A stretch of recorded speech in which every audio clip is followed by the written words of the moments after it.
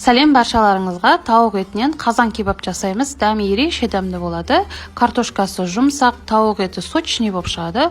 Ол үшін ең алдымен тауық етін маринадтап аламыз. Қызыл бұрыш, кориандр, паприка, тұз, сухой чеснок барлығын салып, тауық етін маринадтап қоямыз. Алдын ала қысып тұрған қазанға сұйылмай құйып, картошкамызды қып-қызыл қып қуырып аласыздар. Қуырып алғаннан кейін майдан картошканы аламыз. Майды кішкене азайтып алыңыздар. Бұл жерде май көп. Азайтып алғаннан кейін дайын тұрған тауық етін қызартып қуырып аласыздар. Араластырып отырыңыздар, күйіп кетпесін.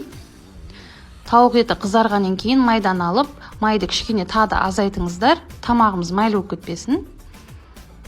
Дайын тұрған пиязымызды кішкене қуырамыз.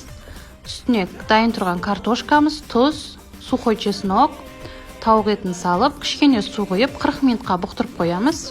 Сонымен қазан кебабымыз дайын болды. Таза тарелкамызге салып бере берсеңіздер болады. Өзінен қалған сорпасынан құйып, огурцы, помидормен сәндедім. Ас болсын. Рецебін ап, видео ұнаватса, лүпіл басып кетуді ұмытпаңыздар.